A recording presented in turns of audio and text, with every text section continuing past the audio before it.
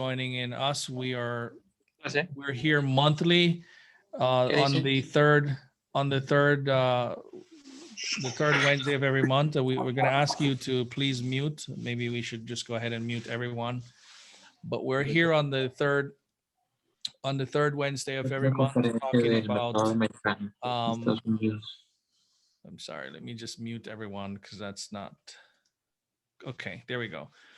We're here on the third Wednesday of every month. We talk about Purpusely and the value that we're actually adding to the ecosystem for products that support causes. So we're going to go right ahead into our presentation. We're excited to present a special guest to you today.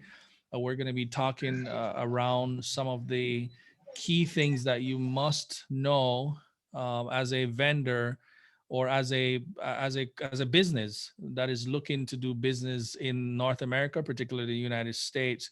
So you want to stick around to meet our special guest. We'll introduce her shortly at the end of this presentation. But this information is very valuable if you are planning on exporting a product to the United States to be able to sell to customers. Our guest is going to share with you some of the key things that you must know in order for you to then successfully be able to do that. So stick around for that. We're super excited to present her in just a moment. But I wanted to share a little about Purposely. So for those of you who are new here, welcome. And we want to talk a little more about who we are and what we do. Well, first of all, like I told you, my name is Ricardo Beris. I've spent about 18 years now, going 20 as a serial entrepreneur. I've worked on several different kinds of business and startup. I also spent 12 years now in e-commerce and some digital marketing, the founder of MI Group. And I started Purposely because I wanted to drive some mission impact for businesses over the next 10, 20 years. We believe that the businesses that are going to thrive in the next decade are the businesses that serve a specific purpose and they have a mission. They're very driven by making a difference in their own community. And so I'm very passionate about helping the smaller businesses, the ones that are not very popular, they're not known. I'm very passionate about helping them to become better versions of themselves. I also have to recognize one of our advisor, which is Nihama Bikowski. She has a tremendous number of years of experience in the maritime space. And I met Nihama a few years ago and realized that she's a pioneer. She's a stalwart with respect to some of the contributions that she's been making in the South Florida economy, also in the Caribbean, in the US, in Europe. And so we're pleased to have her helping us to make an impact with purpose-driven vendors who want to become a part of what it is that we do. We also want to recognize one of our newer advisor, which is Serena Andras. She is a B Corp expert that helps businesses who are interested in becoming B Corp certified. Is the B Corporation certification and other certification that will help in terms of driving your purpose as a company. She also works with branding as well. And so we're excited to have her. She has over 20 plus years in design experiences particularly for purpose-driven businesses. So being a part of this community, we can certainly add value to you through these efforts, like what Serena can bring to the table. This is the rest of our team. I won't spend too much time on them, but you can know the faces. So many of you would know Marifel. You may also know Daniela. They're instrumental part of what it is that we do at Purposely. And there are some other teammates that you will get to know as you become a part of our community over the next couple of months and years to come. But together, this is a team that makes us what we do valuable. And without them and their contribution, we wouldn't be able to have this this webinar, neither would we have Purposely. So we're grateful for them. I want to say special thanks to Daniela, because Daniela Velasquez is a part of our admin. She basically makes the world go around for Purposely, and so we're really happy for her making all these things happen within our business. So thank you so much. Please join us on our Facebook group. The links are going to be posted in the chat, where you can join the Purposely Vendor Facebook group, and you can use that to stay in touch with us. You can follow us on social media. You can also follow us, on Instagram or Facebook. Anywhere there's social media, you can look for us and see us there. And so we'd certainly love to have you joining in our community.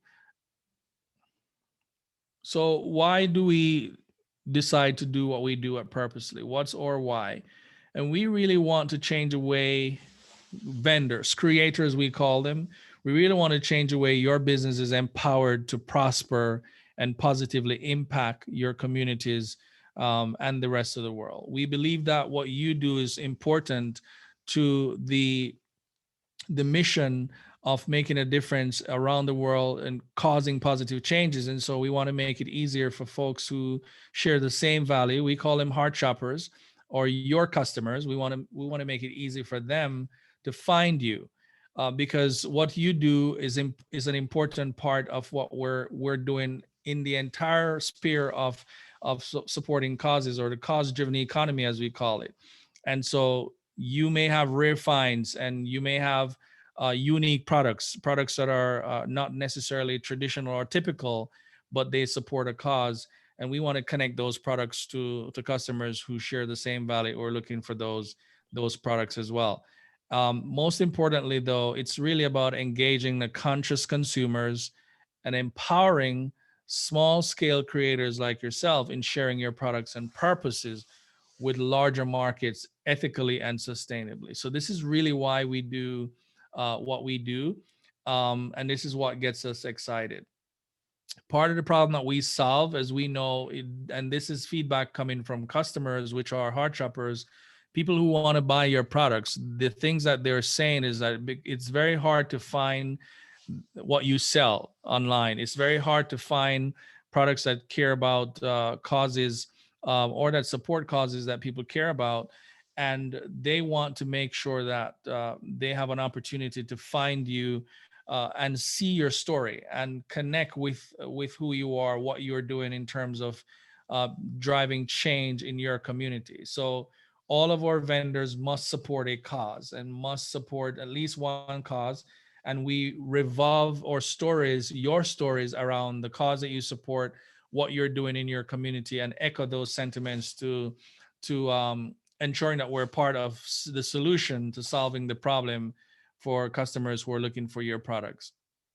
So our solution really for that is a platform. So we're building a multi-channel platform that provides conscious consumers with an immersive quality experience to unique goods. So it's not just a website for us. It's actually a platform, like I said, or an ecosystem. We can call it a community as well, that is built around heart shoppers. It's built around the causes. It's built around nonprofits, and there are a number of elements to what we're working together on. And this is why your contribution to this process, your products, is an important part of making this work, because this is where you get to participate in this phenomenon that we're presenting, and it's only being done for you. And so we're trying to now combine these levels of solutions together to ensure that you get the best of both worlds, right? So our initial solution is the online marketplace platform. So this is the online marketplace that sells the products, that supports the cause. So you go to our platform, you will be able to see a listing of the products. You'll be able to see your own page as a vendor, where folks can connect with you. You'll be able to see how the causes that we're supporting is really helping to proclaim what you're doing in your neck of the woods or your community. And for now, this is our platform. What it basically looks like, we do have just a small visual on when you look at a product, when a customer looks at a product, what they see, being able to connect with your story, being able to learn more about you, if you've got video content or any other content that you might be able to share with us. We use that to help to tell your story, and it's all about telling your story and connecting the heart shoppers with the causes that you support. We also provide a sample subscription box, which basically introduces your product to conscious consumers on a monthly basis. So this is a sample box essentially. So it's your samples that we place in a box, and we provide these boxes to consumers or customers who are willing to then um, get these boxes on a monthly basis and connect with you as a creator or as a vendor. And once they have an interest in your products, once they would have sampled it and everything is good, then they want to then move to the next stage in purchasing your product. So there's an exclusive offer that goes to the customers. Once they try the products, they can come back to the marketplace and buy those products.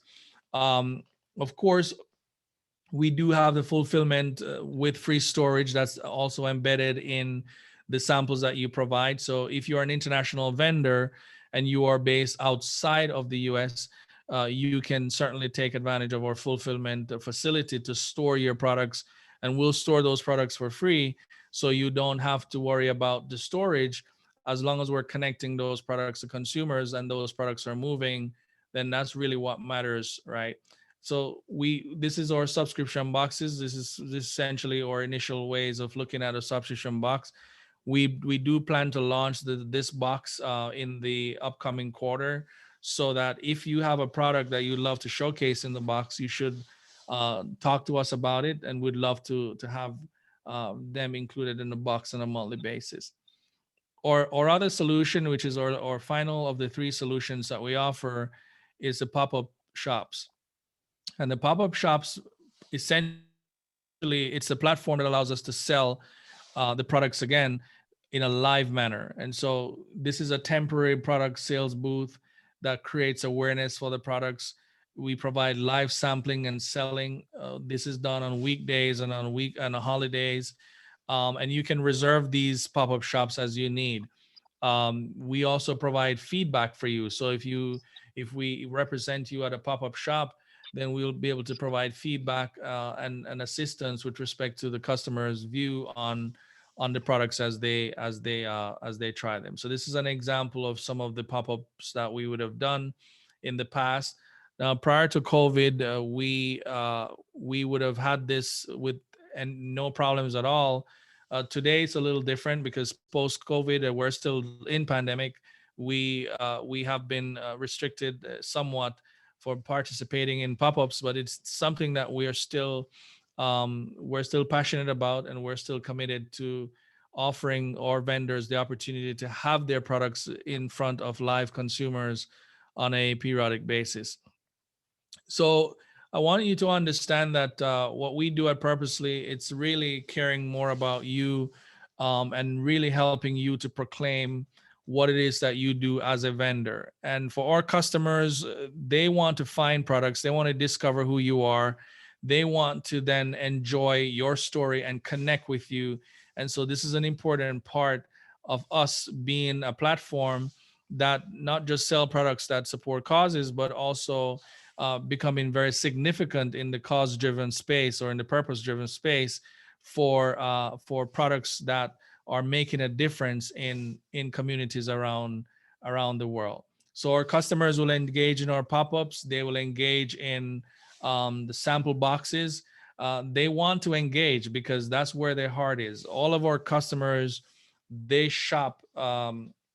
They shop with their heart and not with their head. So they really want to connect with your stories. So these are some of the active vendors that we currently have. They are mainly chocolate. We would like to let you know that we are not a chocolate company, but we do have several other categories that we're opening. We're about to launch coffee here, and there are some other products that we'll be launching very soon. If you have a product that is not chocolate, do not worry, because we can certainly list that product. We are looking for products that are not just chocolate or coffee, as long as the product supports a cause and it fits within the food and beverage area as an example, then we're certainly willing, and we're looking forward to helping you to get some traction for those products. So right now we are processing up to about 10 plus orders every week. As a startup, we're processing these orders, so you can be a part of this and enjoy some of these processing orders that we do on a weekly basis as you become part of or network. And because we're about supporting causes, we make provisions for nonprofit organizations. So if you are supporting a cause that is aligned with a nonprofit that you might work with, we also have some major causes, which is a part of our cause wall, that we're building a cause wall to showcase nonprofit organizations rather, for free. So if you have a nonprofit organization that you're working with to support a cause in your community or in your area, please let them know that we'd be interested in listing them on our platform for free. This is a free effort. There's no cost to the nonprofit at all to be listed here. We list them under one of these categories, whether you're supporting education in your area or whether it's agricultural support, whether it's a children nutrition. So we list these nonprofits for free in an effort to connect what they're doing as champions to what you're doing as creators. So we have a lot of potential buyers in the B2B space as well as the B2C space. And our goal is to connect them with the products that you are selling. The biggest thing for us now is the business to the consumers, the end consumers that we have available, and we want to be able to provide them with a vast array of different products. So we would love to have your products on the platform, even if it's not chocolate. So we would really like for you to think about that. We have B2Bs coming next, and we have several B2B companies that are interested in seeing products, sampling products, but they're interested in products that are doing good. They're interested in products that are making a difference. So we really love for you to understand that these are some of the potential socially driven buyers that we have access to that would like to connect your products to as well. So we're talking about the power of scale, and we're talking about how does a single platform helps you then to connect with a world of purpose-driven initiatives, whether it's the nonprofits or the causes or the heart shoppers, whether you're in a subscription box that is being sent out to customers on a monthly basis. So you're part of a network that is growing, and it's growing really fast, and we'd love for you to be a part of it. So thank you so much for joining us. And what we will do is ensure that you get an opportunity to speak directly to our business development officer, Marifel. Maybe at the end of this session, we will be taking questions. If you have any questions based on the presentation that you just saw, you can also share those in the chat. And you can also write to Marifel. She will share her email address in here, and she'll be able to help you to understand more about some of the things that was mentioned here in order to get you on our platform as a vendor and start connecting to consumers. But before you do that, there are some things that you need to know. And so while we're making it easy for you and for customers to find your products, there are some essential requirements that are necessary in order for your products to get here. If you don't want to have any problems with your products getting here in the United States, or if you don't want to have any trouble dealing with the customs or the FDA problems or certification issues, this conversation that we're about to have now is going to help you to understand what is it that I need to do to avoid any kind of potential issues, so that when we send the products to the North America or United States, we know that we're abiding by the laws and we're following the rules of the exports or that we need to follow within the US. So at this time, I want to introduce you to our guest, Jeniffer Diaz from Diaz Trade and Consulting. She's an attorney, and so she's very familiar with the rules and the regulations with respect to FDA, the certification process. She has tons of experience, and by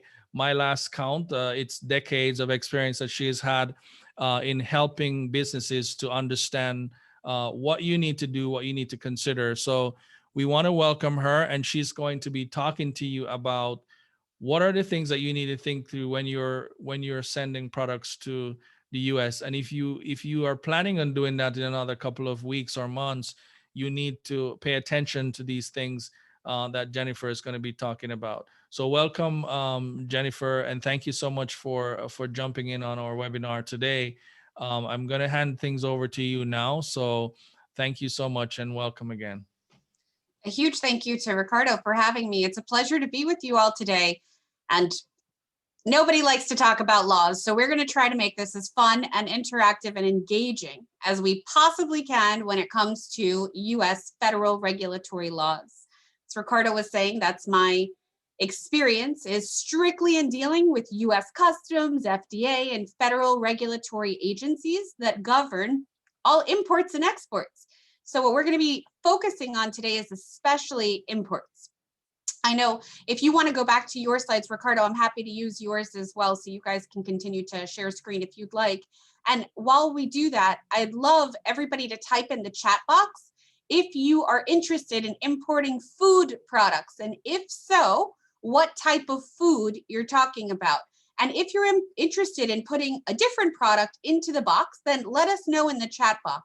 It would be great to have an idea of the types of food we're talking about. God knows I love chocolate, so I'm super pumped that Ricardo has a whole lot of chocolate in its platforms, but it's great to also have different products as well.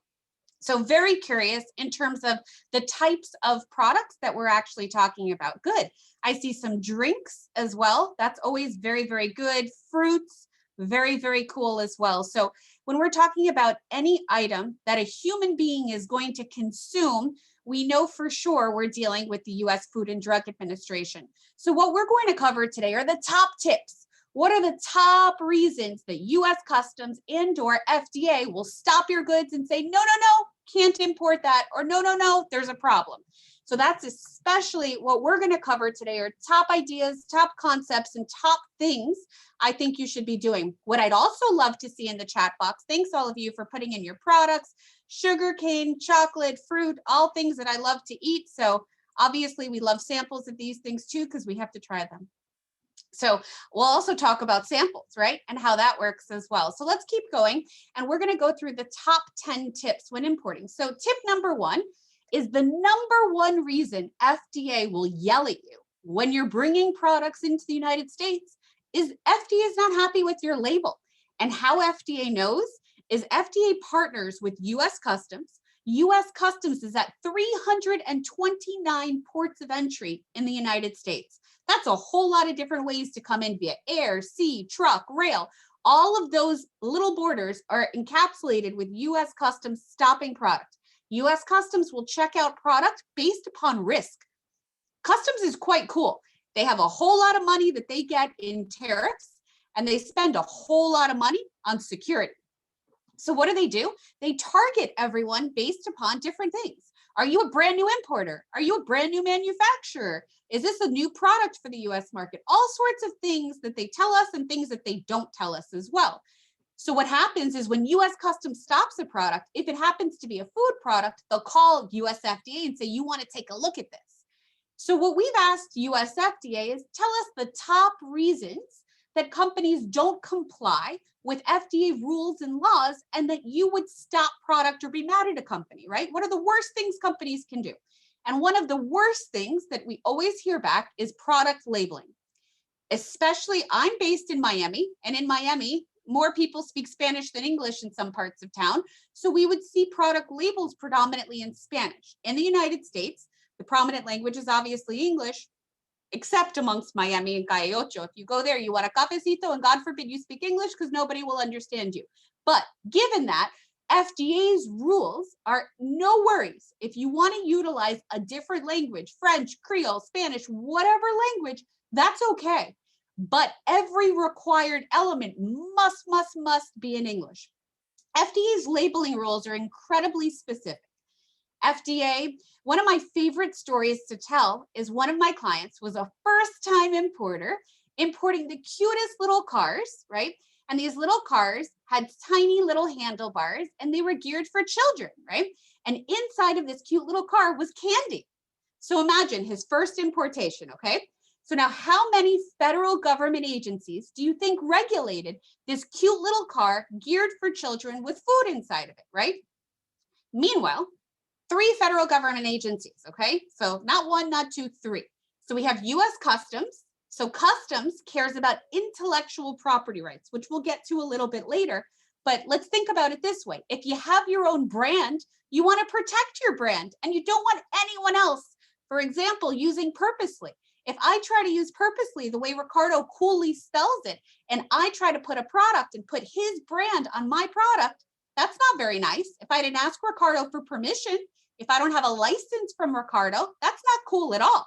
So this cute little motorcycle has brands all over it that they don't have license agreements for. So US Customs is mad. Then FDA is also mad. Why? The cute little candies have colors. Every color has to come from a certified batch. Did he have certified batches of colors and certificates? Nope. So FDA also mad.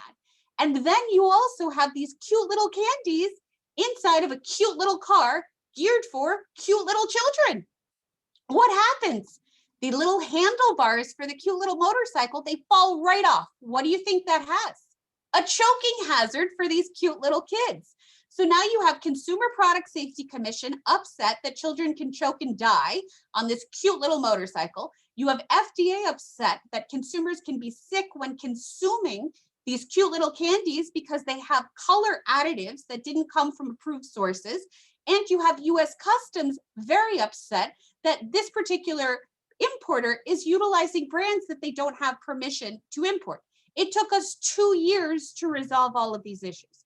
The reason I'm telling you this story is not to scare you, but it's to teach you. And so you learn from it, and your first importation is much more successful than my poor guy's importation. What he didn't do was learn, like all of you are learning. So one of the smartest things you can do is learn, absorb, and understand as much as you can, because our laws in the United States are unforgiving by the time you actually bring your product in and things are wrong.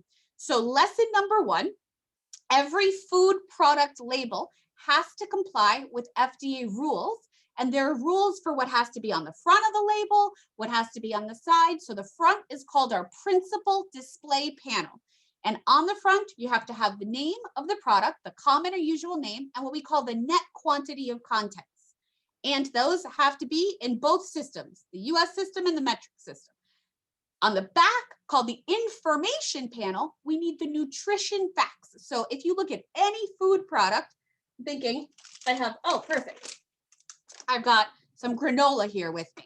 So on the granola itself, you'll see a nutrition facts label. My camera is not being nice right now. But any food product, you pick up a granola bar, pick up any food, period. You'll always see nutrition facts. Now, underneath nutrition facts, preferably directly underneath or directly to the right, because the rule is very specific. No intervening material. You'll see an ingredient statement, you'll see an allergen, and you'll also see distributed or manufactured by.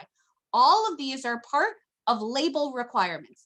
These are very specific. Bottom line, if you're not sure if your label meets US FDA rules, it's time to call Ricardo and tell him you need some help, and he'll make sure to introduce you to me and or any other wonderful vendor to help you with your compliance needs, because you have to make sure you have a compliant label. That's lesson number 1. Lesson number 2 is ensure your manufacturer is registered. And if you guys make the wonderful products, if you make any product that a human or an animal in the United States is going to put in their mouth and eat, you have to be registered with the FDA. And if you're located outside of the United States, you have to have a US agent. If US FDA wants to come inspect you in Brazil or Mexico or whatever wonderful country you're in, they don't want to call you in Brazil or Mexico. They want to call somebody in the United States. So you have to have a US agent.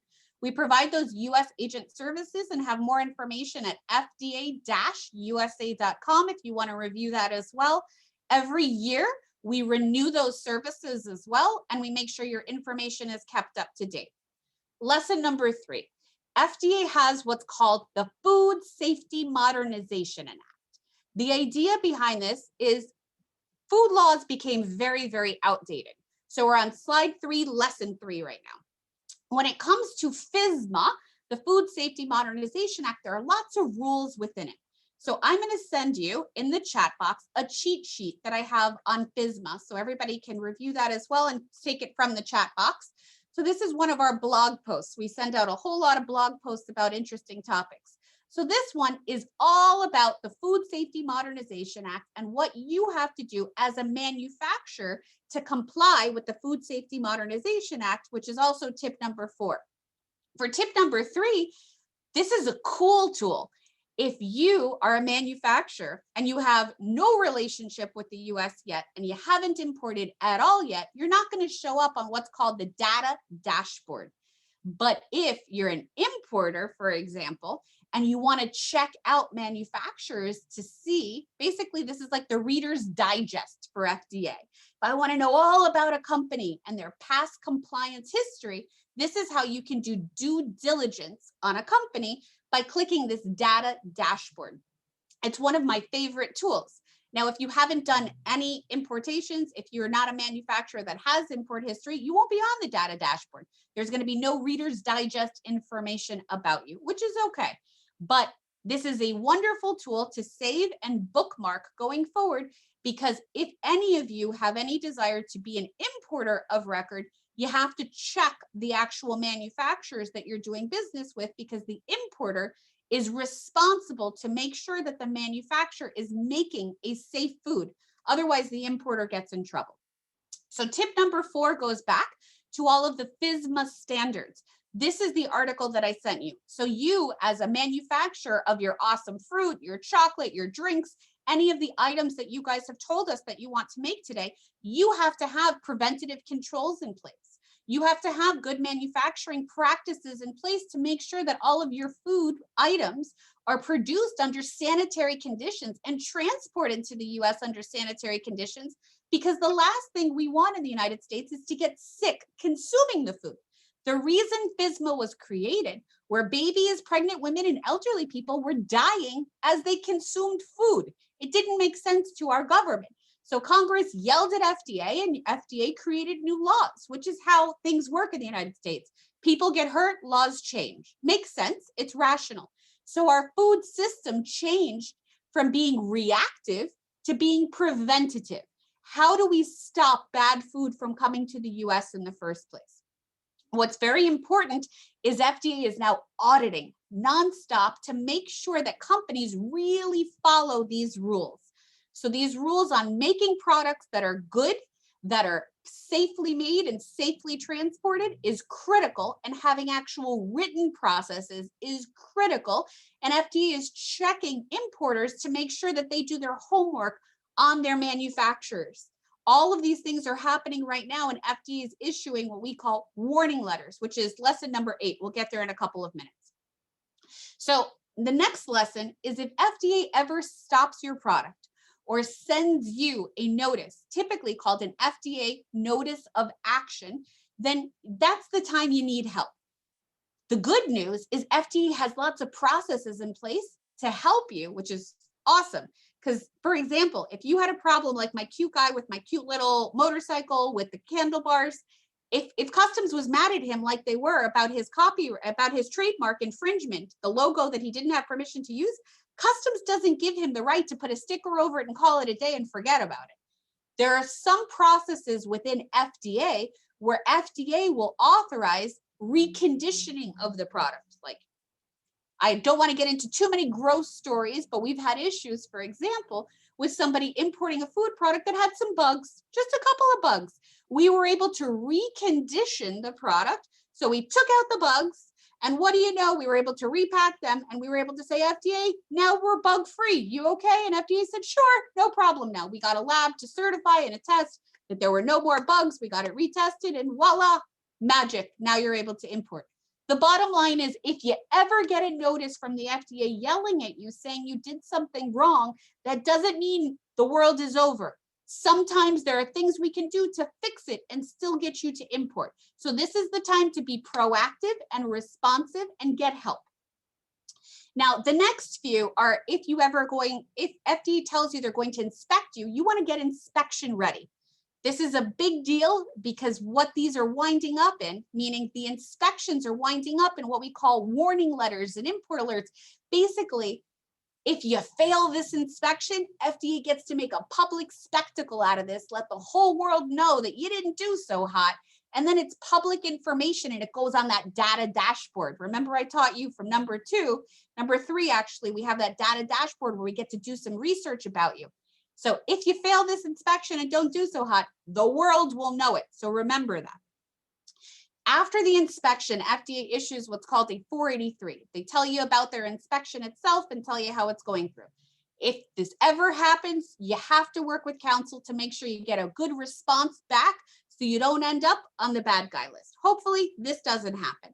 The next one is about warning letters. If you ever get this is after an inspection also. You also have to work with counsel because what happens here is FDA inspects you, you don't do so hot, you go on the bad guy list, and FDA gives you 15 days to get your act in gear. We don't ever want this to be you. So the way to make sure that this is not you is you register with the FDA, you have an appropriate label in place, and you make sure that you have good manufacturing practices in place prior to bringing your goods into the United States. The last few are very important as well. So let's go to 10. If anybody's on a bad guy list as well, then that's number 9. It's the same thing. These are all the different types of bad guy lists that you could possibly be on. The good news is you're not on a bad guy list forever. There are ways to get off of bad guy lists as well. So happy to discuss all of those at a later date, and hopefully we never need to. Number 10 is extremely important as well because we have FDA on one bucket, and then we have US Customs is your bucket number 2. You have to remember both. Both are extremely important. So when you import, typically you have a customs broker and you have a bond, and it's quite easy to import products into the US. But you always want to know, what am I paying in tariffs? What's the right classification? What's the right country of origin? If we have a cake, for example, or some of you talked about ingredients like drinks, for example. Let's say the drink has 4 ingredients, and those ingredients are from 4 different countries, and then they're all mixed together in another country. We have questions that come up all the time with what's the right country of origin? Well, where did the drink truly get made? Where were the ingredients transformed into an actual drink? So for example, you have sugar from the United States, you've got water from Mexico, you've got a flavoring from Canada, and then all of that gets shipped to Panama, and Panama mixes it all together and makes some sort of amazing drink, and then exports it back to the US. So typically, your country of origin that you would label on the product, so this goes back to product labeling, which is number 1, would have to say made in Mexico. Otherwise, you're not following customs requirements. So when it comes to customs, some of the main issues, I think we have to mute somebody on the line. Some of the main issues we want to think about with customs is your country of origin labeling, your classification, your intellectual property rights. So remember, we talked about protecting your brand. So if any of you have a brand, we want to make sure we protect your brand. And the coolest part is US Customs also has a process to help you protect your brand. It's amazing, where US Customs will personally be your policeman. Remember when I used the example at the beginning of me ripping off Purpusly's brand, right? Ricardo wouldn't be happy with me, right? So if I was stealing the Purpusly brand and putting it on a cool product and saying, here's my box, buy my Purpusly, Ricardo would say, wait a minute, I'm spending a lot of time and money and effort and love on my project, on my company, and you think you can just take Purpusly and make it your own? That's not cool, right? So what Ricardo has to do is register his brand with the United States Patent and Trademark Office So he puts the world on notice that that's his brand. Nobody can steal it. But step number 2 is to also tell US Customs, I want you to protect me at all of those 329 ports of entry, at the rail, at the sea, air, trucks. I want you to check everybody. And if anybody uses Purposely and doesn't have my permission, I want you to take their goods, seize their cargo, issue them a penalty, and also tell me so I could sue them if I want to. And that's what Customs does. It's a crazy cool program that Customs has in place that not enough companies take advantage of. So I want you to know that it exists. So to recap all of this fun information, number 1, I have a cheat sheet of 1 page that just discusses everything we talked about today. So when you fill out your survey and let Ricardo know what you're happy with, what you're not happy with, what you want to see on the next presentation, how excited you are to join Purposely and be a cause-driven brand that Purposely gets behind as well. After you tell Ricardo all the info you want and what you're happy with and what you're not happy with, what you want to see more of, you get the cheat sheet of the top 10 tips when importing food into the United States, with also some additional resources for importing into the United States that I'm sharing with you. And you also have my contact information should you ever want to ask more questions or have more ideas itself when it comes to importing. But to recap everything quickly, on the FDA side, the 3 most important things you can do are label your products correctly, in English, and have all your required elements and your ingredients checked, and make sure if you have colors, you have them certified, you have approved color additives, fine. Number 2, register with the United States Food and Drug Administration if you're a food facility, and you have to have a US agent if you're outside of the US. That's a service that we provide via Ricardo as well.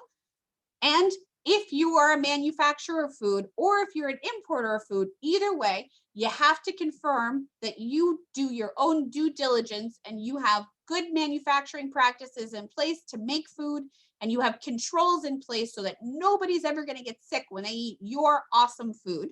So that's the FDA side. If anybody from FDA ever comes to you, this is the time where you always get counsel involved, because there's always a way to communicate and deal with the FDA and their issues.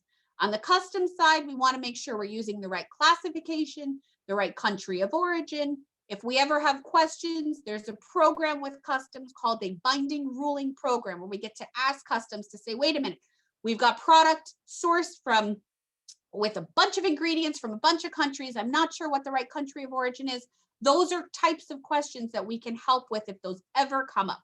So I'm hoping that this was helpful. And I also want you to remember to protect your brands as well, so nobody steals it. And I promise, Ricardo, I will not steal the Purposely brand from you, but I thank you for letting me use you as an example.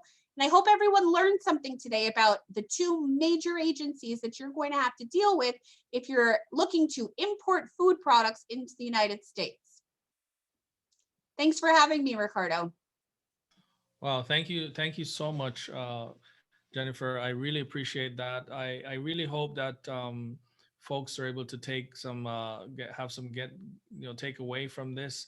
I wanted to just pause for a minute, and maybe Marifel, I know you might be feeling some questions from the chat.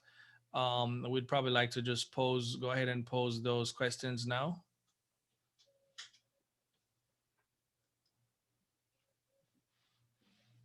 Can I just say peanut butter with chocolate and almond butter with chocolate? Yum. So whoever is making that I just saw, that's like a Reese's cup is my favorite thing in the whole entire world. So if you can beat a Reese's cup, I'm so excited for you and really hope you take off in the United States. Somebody did ask, do I have to register if I'm shipping my goods via mail or some carrier?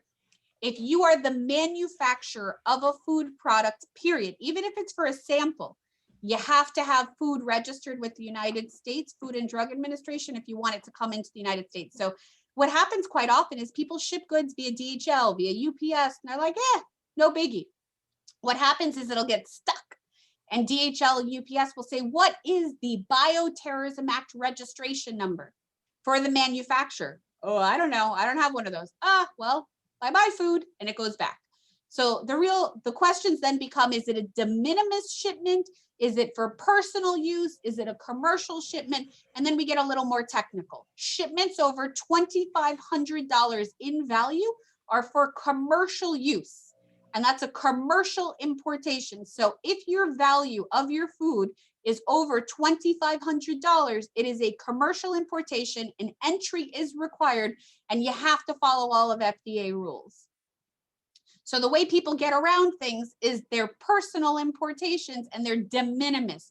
They're lower than the $800 threshold. That's a de minimis shipment, $800 threshold. But it also still doesn't mean that other government agencies aren't always required either. So it gets to be really, really tricky, because if you're importing, for example, for a trade show, it's too bad. You still need a registration. So FDA does not have a lot of mercy when it comes to food products that they see being imported, because what does FDA care about? The only thing they care about is the health, safety, and welfare of US citizens and anyone in the United States. If anybody's ever going to get sick from consuming a product because somebody didn't take the care to make sure that they have those preventative controls in place and register with the FDA, they don't want anybody eating it anyways.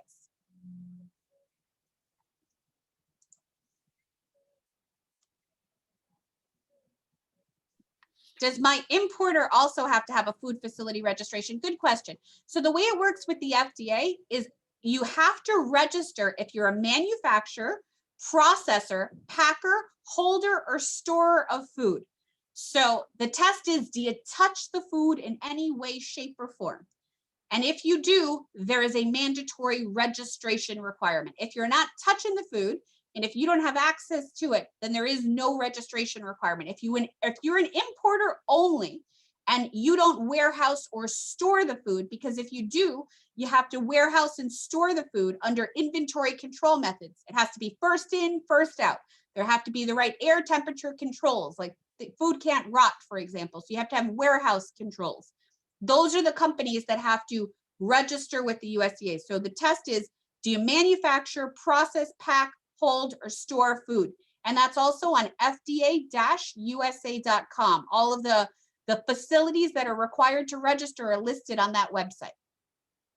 If you have any other questions, please feel free to reach out to Ricardo or Purposefully or anyone or me as well, and make sure you fill out your survey, and you'll get my cheat sheet with our contact information as well.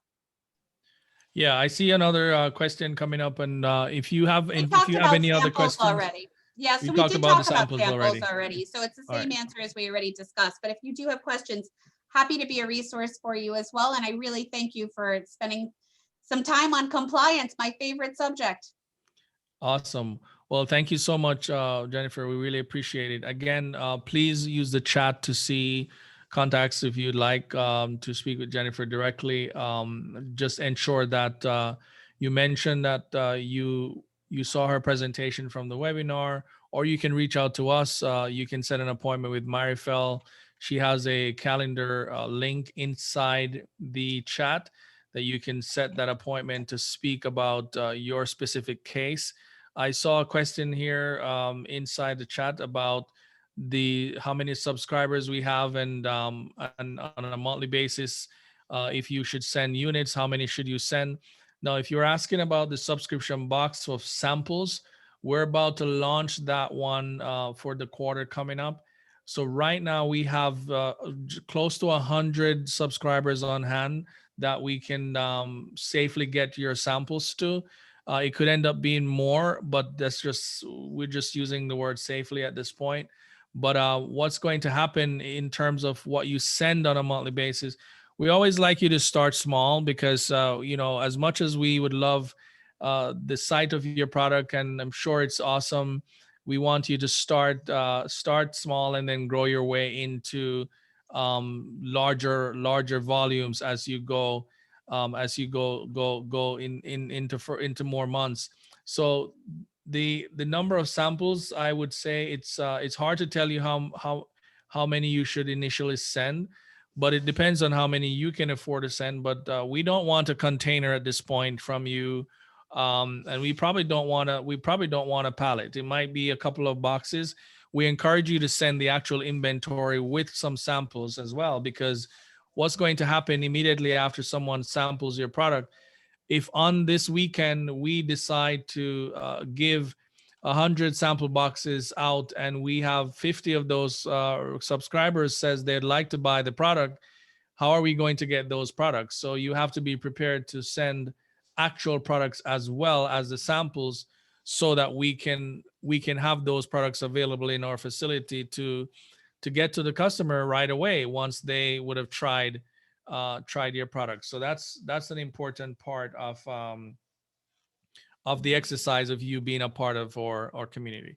Any other questions, please feel free to put them in the chat. What I wanted to do quickly is to show you how do you then get on to register. What are your next steps? Don't forget to make a note though of our next webinar, which is actually coming up on the 24th. We're having a webinar every month to educate our vendors so that you can use this as a space to learn about how do you get into the market, how do you get access to more customers in this space, and how do you help to tell your story. There are a lot of customers here that are interested in your story and are interested in learning about you, and we really want to ensure that they get an opportunity to do that. So you have to learn as much as you can through these sessions and ask as many questions as you'd like, so that we can answer them, so that you can be a part of our community. I really wanted to show you our vendors website. We do have a website for vendors, and Marifel can post those in the chat. Feel free to bookmark that, because this is where we'll give you updates in terms of how we do what we do, the channels that we have, so that you can constantly use this to educate yourself as to the next steps. The next steps, usually, if you are interested in being a part of our community, you have to be in our marketplace to be on the other channels. So we have other channels like the subscription box. You cannot be in the subscription box and not being in the marketplace. And people who ask us why, well, what we say to them is that, well, if you think about it, the subscription box is just samples. And if there is a customer who wants to buy more of your products, we need a place for them to purchase those. And the marketplace is where we do that. The pop-up shops, you're not able to be in the pop-up shops unless you're in the marketplace. So the marketplace is the core. We need to have those products listed. We need to have your story told there. We need to have your showcase page there before you can get into the other channels.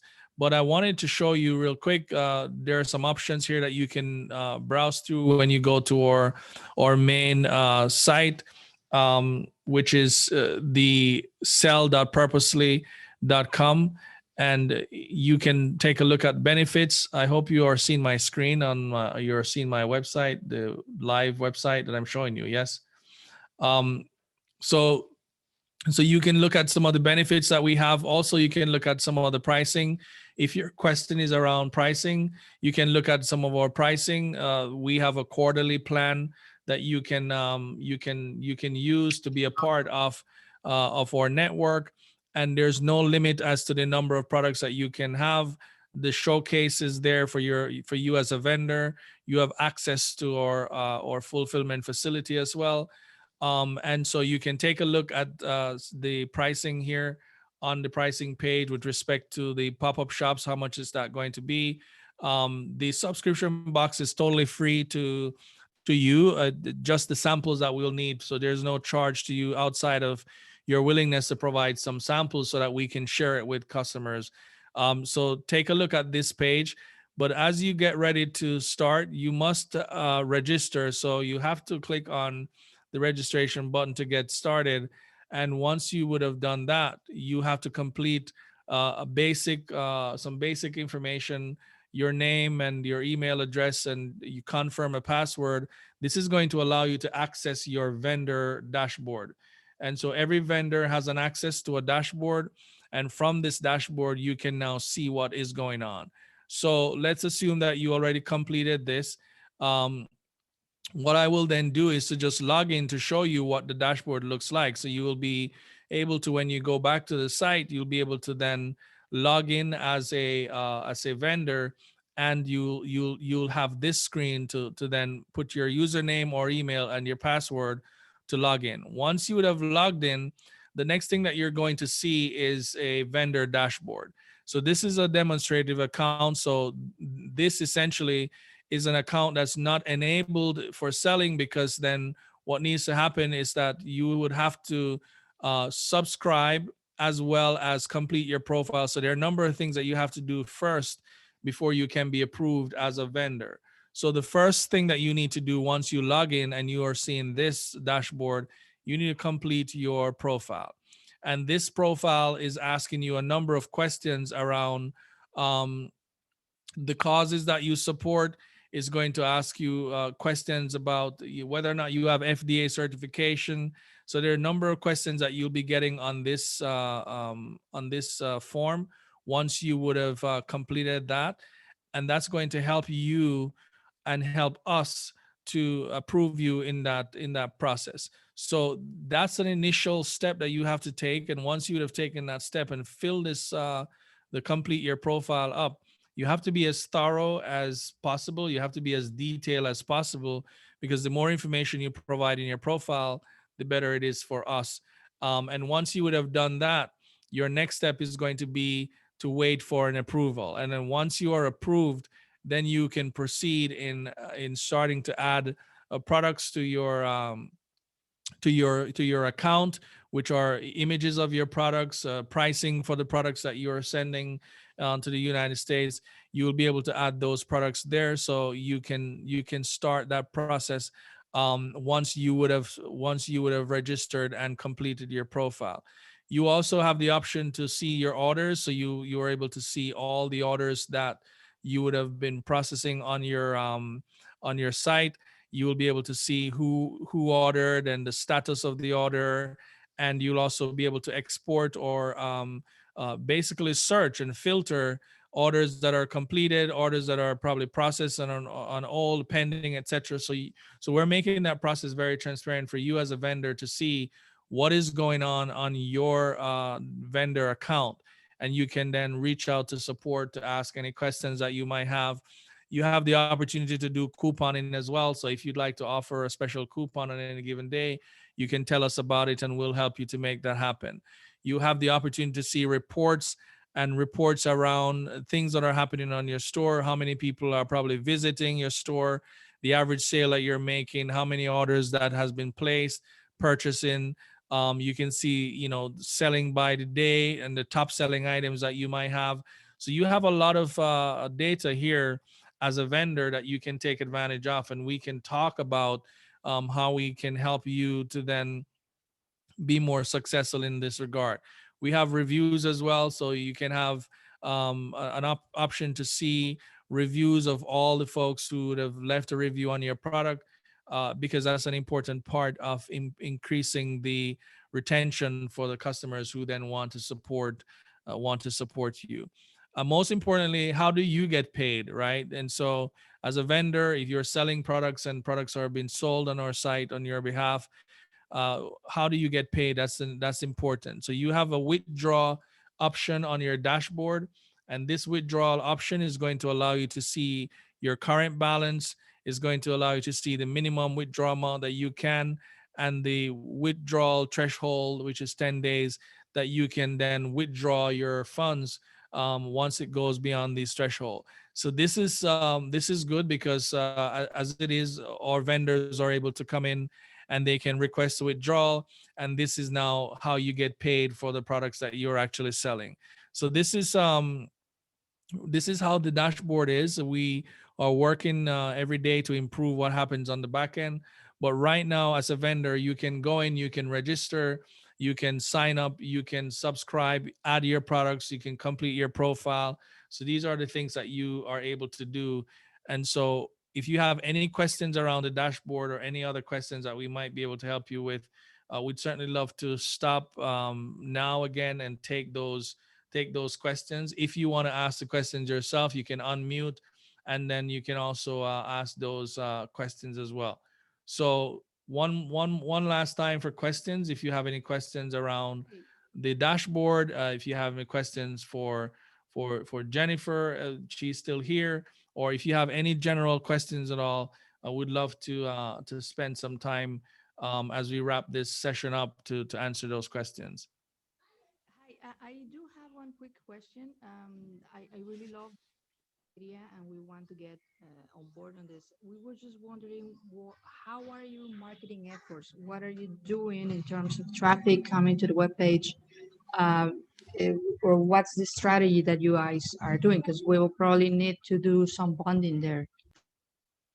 Yeah, sure. So that's a good question. So digital marketing is the core marketing strategy that we're employing to drive traffic to the site. We are working with Google and Facebook and all the social media platforms to tell your story and to showcase your products and drive those traffic over, whether it's organically or paid. Google is a third party platform, so is Facebook and Microsoft. And every time that you run, for example, an ad on these platforms, we have to pay them. And so that's where your subscription fee goes into. And so, for every vendor who spends, you're literally, for subscription is less than $2 per day, essentially, that you're going to be spending to be a part of our community. But you can imagine it costs a lot more to advertise on Facebook and advertise on Google and Microsoft. So how do we do it? We're combining a lot of the paid advertisement with the organic advertisement, the SEO, search engine optimization. I see that Jennifer has to run. So Jennifer, thank you so much. I'm gonna continue answering that question for you, Rosa. But thank you so much, Jennifer, for joining us, and we really appreciate your time with us today. Thanks so much for having me. Have a great one, everyone. Awesome. So back to your question, I think it was Rosa who was asking, essentially, so we do digital marketing across email. So we have email lists to every customer who would purchase, prospective customer. We send out emails 2 times per week, promoting you as a vendor, introducing you to customers. We do social media. We have community manager that works on sharing post on social media on a daily basis, several times a week, across Facebook and across Instagram, Pinterest, and so forth. We also do, like I mentioned to you, content. So we also write blogs. We work on writing blogs and do search engine optimization, as well as we mix that up with paid ads. And from time to time, we do have these opportunities where we make these presentations to groups of people that can then support your products as a vendor. So I hope that answers the question in terms of what we do to promote the products. Okay, yeah, thanks. So just for clarification, inside, let's say, inside of that $600 annual fee, you will be promoting us inside of your social media too. Yes, absolutely. That $600 is covering, and it's not enough, and we already know that, right? But it's what we're doing is we're basing this off a community. So if we have several members of the community doing this, then it becomes a shared effort. If we were to just charge you on your own to do this, it will cost you thousands of dollars. But if we can get, let's say, all the vendors that are here today to be a part of it, then it becomes a collaborative effort. So we're using the collaborative effort as part of our strategy to then reach out to customers on your behalf. And so this $600 is going to go a long way, and it's for an entire year, 12 months. And so that's 52 weeks of marketing. That's over 360 days of ensuring that we're telling your story. And so the more we know about you, the more we know what's going on and about your story, then the more we can share it with the customer community. So that's really the work that we have to do before us. I see another question here about if we work with warehouse as well, if we have to stock the products for delivery or distribution. So yes, we do have a fulfillment agreement that if you are an international vendor, it's something that we recommend. Now, you must know that the fulfillment is not a requirement for you to be a part of Purposely, because we do have vendors who are, for example, out of New York or out of Massachusetts. They do fulfill their own products because they already have their own facilities. But if you do not have a facility in the United States and you'd like to use our fulfillment option, that option is available for you. It is something that we recommend, but is not something that we require. We don't require you to use our facility by no means, but we know that it's a lot more convenient when you use our facility, because then we can pack and we can ship things out And yes, the items are going to be stored in our facility, and we, every time there is a purchase, we package those and we ship them to the customer. We use USPS as one of our main courier. We also use UPS, and we use FedEx if we have to. So this is these are ground couriers that takes the product from the full fulfillment facility to take to the customer the last mile. So wherever the customer is in the United States, then the courier takes it from the facility to them. Um, the additional cost, there is a fulfillment agreement that you should request from us if you are interested in using that facility. The charges are based on packing and shipping.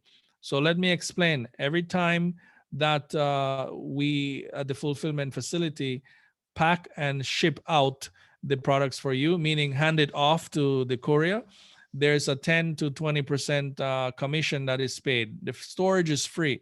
So you're getting in this moment a storage that is going to be free for you, where you're not paying the storage. You're only paying every time someone purchases the product, and package and shipping has to take place at the facility.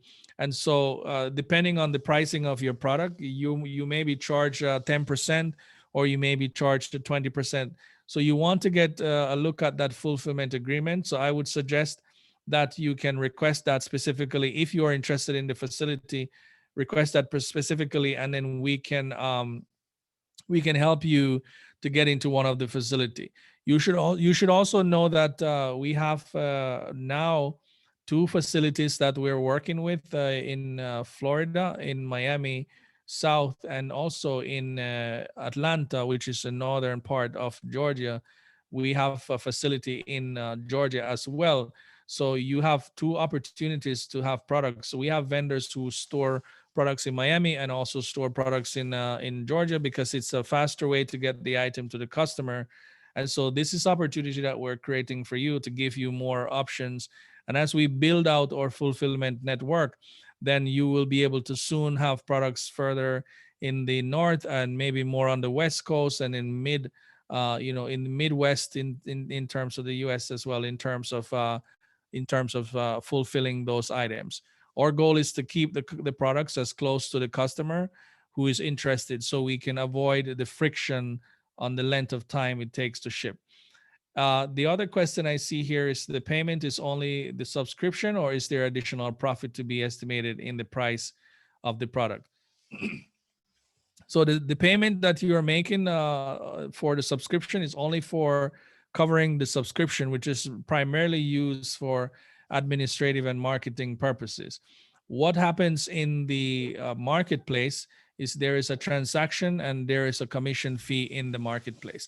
And this information is available on the website sell.purposely. These pricings are listed there. So you will be able to see, but you do have a processing fee. So if you have not known about this before, in the US, every time that you purchase a product online, you have to pay a transaction fee. And if the customer uses the credit card or the debit card or PayPal or Apple Pay, they all charge you a transaction fee. And that transaction fee is listed on the website. It's 3.9%. And then there is a commission fee for selling that product. So that's 6.1%. So your total transaction plus commission is 10%.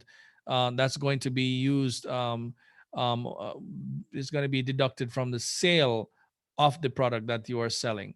So if you want to cover that, you should prorate the price of your product so that you get that covered. So if you want to have the actual selling price for your product, you should go ahead and price your products to cover this cost, because this is how the other vendors do it, just so that they have enough cushion to cover all of their cost. And so we are totally okay with that. This is your product, and you know what your cost is and what you should sell your product for. Okay, well, we'll take if you have any other questions, we'll take one more questions. If not, what I think is going to be your next step, if usually is to you can go to the site and you can submit your registration. That tells us that you are interested in then taking the next steps to becoming a vendor. Once you would have done that, we will then proceed in helping you to move to the next step by connecting you with Marifel or the business development person that can walk you through the steps. And we're humans. You're not going to deal with any machine. You're not going to deal with any computer. It's all going to be us helping you.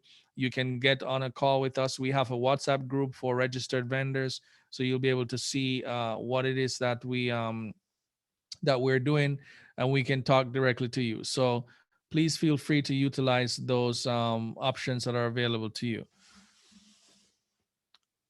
All right. Well, thank you so much. I think that should be it. We thank you everyone for coming in today. And if you have any questions, please again reach out to Marifel using the link in the chat.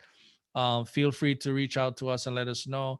We'd love to help you to start connecting your products into this market. So thank you so much, and have yourself a great day, everyone.